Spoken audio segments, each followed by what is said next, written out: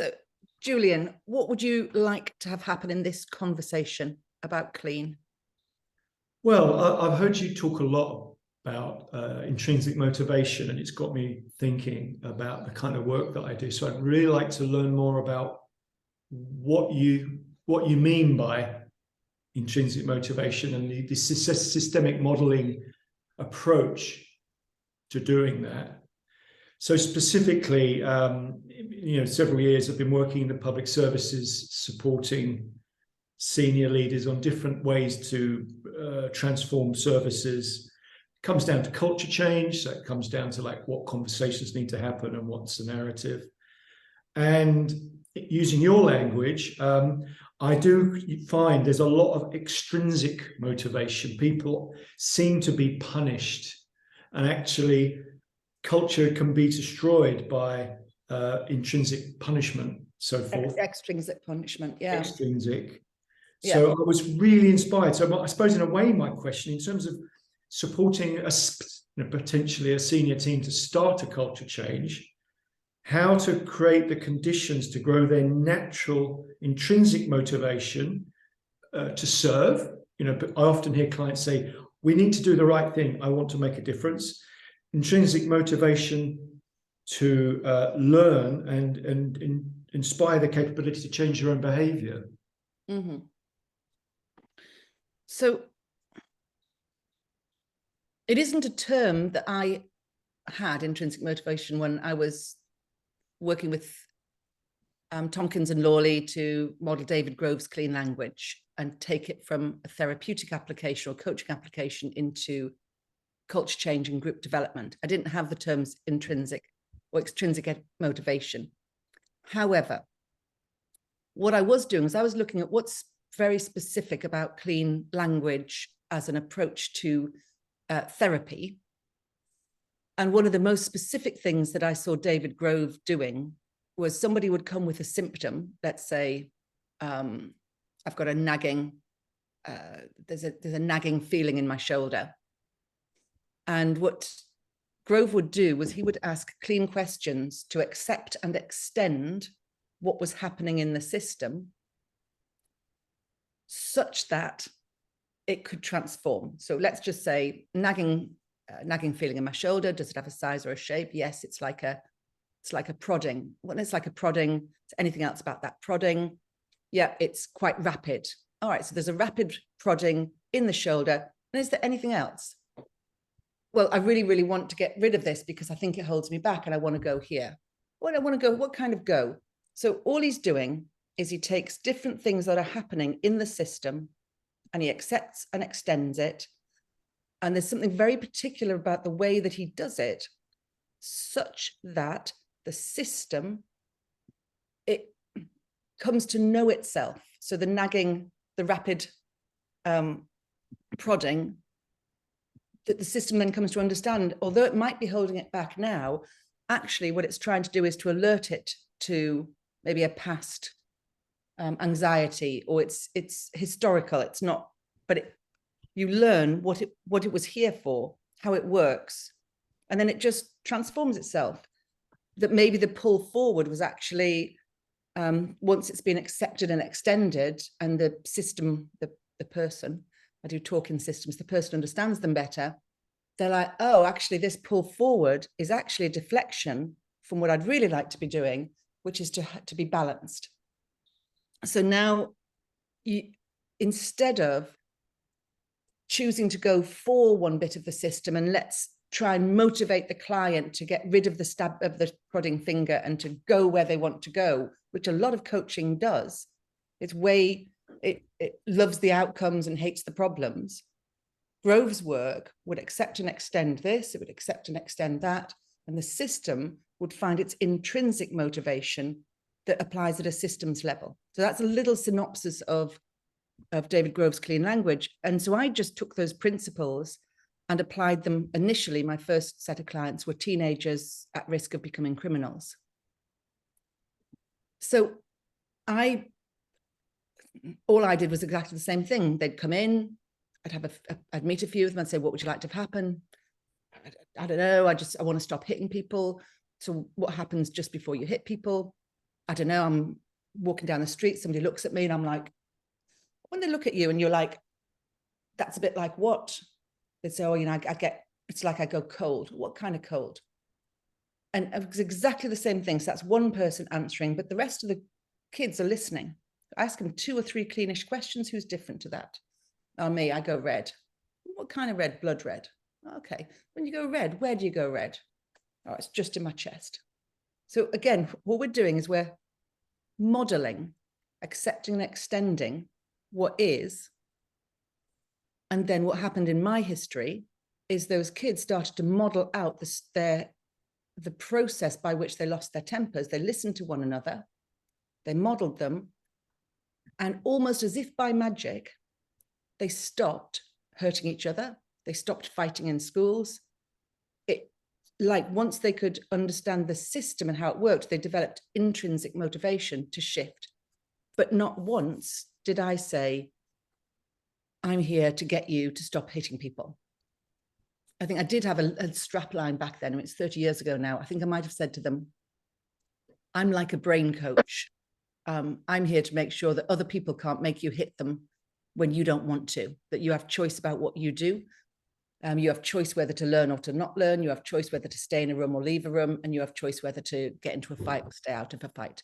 So I'm here to help you get choice. But at no point did I try and motivate them or punish them. Do you know, if you talk to anybody who works with youth, Julian, they'll say, well, we don't either. But that simply is not true. It's just not true. If you go into most people who work with teenagers, even who really believe this stuff, they'll do things like a kid will come in on time and they'll say, hey, well done, Julian, you came in on time. Good job. You know, isn't that brilliant? What did you know? And we just don't do that because it's as though they're coming in on time is now dependent on your praise and applause. We just go, oh, hello. And if we want to bring attention to it, we go, so it was, 8:50 you were in today. What happened? Genuine curiosity. And they might say, well, nothing. I just got up and got the earlier bus. You go, all right. And if they're late, you go, all right, it's 9:30. We've already started. What happened? This. Okay. And it's the understanding of the way their systems work, but without extrinsic motivating factors one way or the other, they transformed. So that's how I started this. How are you doing so far with the way this works? Yes, it's fine. Following. So then if you want to translate that now into public service, you have to go back again and go, if you're treating kids where everyone wanted me to change their culture, everybody. These kids were dangerous. They were causing a lot of trouble. So it was very important to everybody else that they changed. So how was it? What was I doing that created the conditions for them to change without trying to get them to change? Do you see there's a little... Yeah. It's a little bind here. Mm-hmm. And then, 30 years later, we still work with teenagers like this. And Sean runs that work now in our company. But these are kids who don't go to school, who've got emotional-based school avoidance, mental health problems. And again, he has a really high success rate of getting these children to re-engage in mainstream education, but he does it by not motivating them. So what is he doing? So it's not just, of course, we want intrinsic motivation, but then how do you create the conditions? And so then more recently I've been looking at, so what are we doing? Well, it can come down to the micro level or it can come up to a macro level. So a micro level would be, if I say to somebody who's losing their temper, so when you're losing your temper, it's a bit like what? A clean question in and of itself, just a clean question, is safe in that it keeps them safe from my prejudice, my made up crap about them, the difference in my power and resources in relation to them. stuff that's been in the media, all that stuff that goes on. Because if you just take it slightly differently and look at the other kinds of questions people ask, if you already think a public service, a servant, is lazy or stupid or misogynist or dangerous or racist, the questions that people ask are charged, and they don't allow that person to actually pay attention to themselves. And the person doesn't believe that you are genuinely interested in their experience. And so what you get is a surface level interaction where they aim to keep themselves safe socially.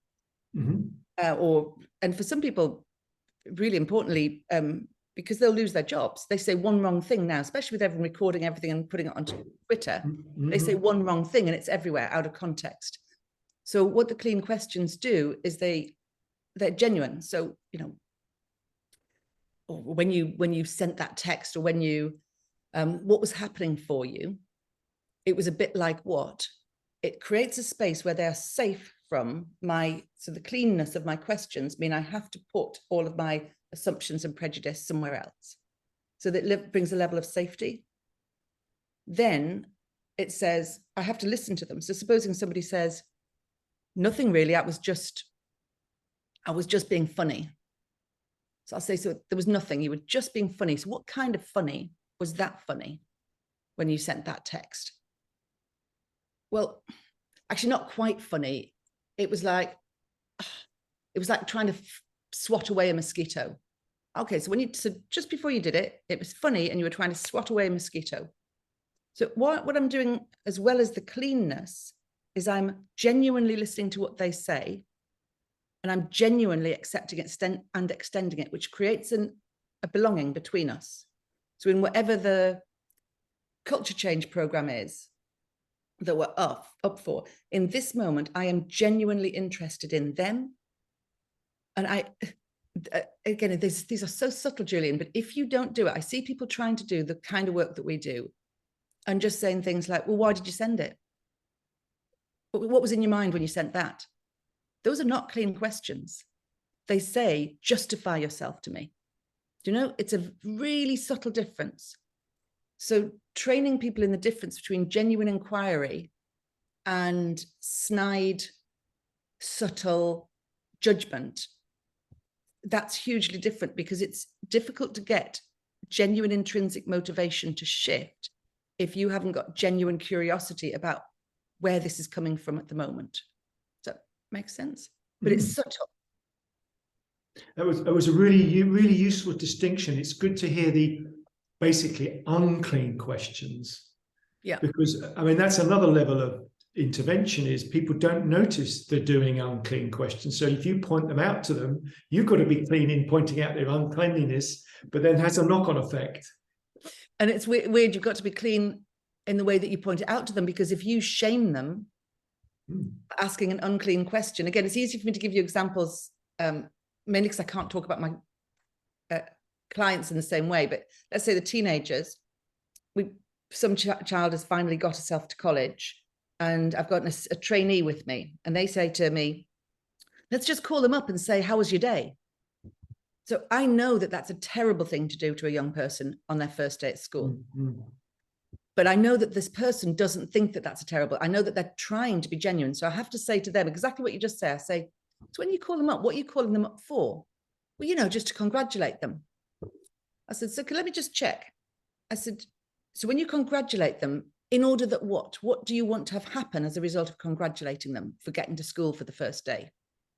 Well, to encourage them to do it again. I said, okay, so there's subtly, you believe that your congratulations is going to contribute to, and you want in on this. And I said, what if they had a shit day? What if they went to college and they've worked out that they never want to go again? I said, you're already creating a direction. She said, well, what am I supposed to do? Well, I can't just be nice to people. I said, no, what you can do is you can call up and you can say, how was your day? But you can't say, how was your day? Because I'm going to push you in this direction. You need to genuinely be interested, so that no matter what she says, oh, it was shit, you go, what kind of shit? in a way, you need to have a clear intention. It's all about what's in your head. Yeah, like clear of projections and judgments. Yeah. So the safety in the learning clean questions creates a level of safety. The attention creates belonging. And then from that, the kids will do all sorts of things. You call them up, you say, how was your day? And they said, you know what, I didn't really like it because it was a bit like this. And you go, okay, so what is it about that you didn't like? It was a bit like this. Was there any things that were different to that? Yeah, I like this and this. What do you want to have happen now? Oh, well, I'm going to keep on this. Don't worry. I'm going to stay on my course, but actually I'm going to look to next year. I'm going to go for this. Now we've had a genuine conversation. They know that I'm not trying to push them this way or that way, so they don't have to be resistant. Mm. And the care in and of itself means that they become better people. They become more attached to themselves and to others. And in our programs, they then just leave our care. They just wander off because they don't need us anymore. They've reattached or got a relationship with themselves. So with public services, trying to build in those attitudes and philosophies when you've got the media, the government, and activists all at you is blooming hard, let me tell you. So just having, now you brought that back up, this is what I found. I spent years, working in my company, and often we get obsessed with what we do and we try to sell that, and sometimes clients didn't bite. So I've just wondered, how would you approach a senior public service leader who you are offering an approach to? How would you sell it on outcomes? As in, what will they get if you got clean language throughout their organization? What are they buying? Let me think about that for a minute, Julian. Let's pause here. Let's pause here and just summarize where we've got to so far. And then let's start that conversation again in a few minutes. I'll just need some time to think about it. Yeah. So the essential bit here, do you want to summarize what you've got from me? It's actually quite a rich description of what it means to ask a clean question in terms of safety, belonging. That's really interesting. I'll draw this later. And then it's a bit self-referential. What I'm thinking of is then how do you create the conditions of intrinsic motivation to people to want to ask these questions, to care, to give each other feedback. So it's a meta level, because what you're describing is what is needed. But then that's a whole developmental program to learn to ask. And you know what? People have been doing the same thing, the same things that fail, because they know what they're like and they know how to do them and they make them feel in control. They like to repeat them all over the place. Doesn't matter if they don't work. Yeah. I think I'll just finish this little bit with, is it Alfie Kohn? Somebody just said, oh, you know what? Your work's a bit like the work of Alfie Kohn, Kohn. I think that's right. And they said he'd done a load of work. He said so much local government, schools, parenting has come from the behaviorists and the Skinnerian thinking. And he said it's just been proved. There's so much evidence now that it just doesn't work. That both rewarding and punishing people destroys their intrinsic motivation. So I think it's worth looking at some of the literature as well if you want to make arguments. And another meta level, which I've noticed a lot, particularly in some of the public service organizations. It's going to sound judgmental, but the people running leadership development and learning and development, they seem to be, using your words, Skinnerian, behaviorist. There's quite a conventional approach. And as you say, people like to feel in control. So it's very hard to challenge or innovate in leadership development with the people who deliver it. Yeah. All right, well, let's leave this here. I'll go and do a little bit of thinking. Let's come back and pick up the how might you sell this? Yeah. Okay. Thank you very much.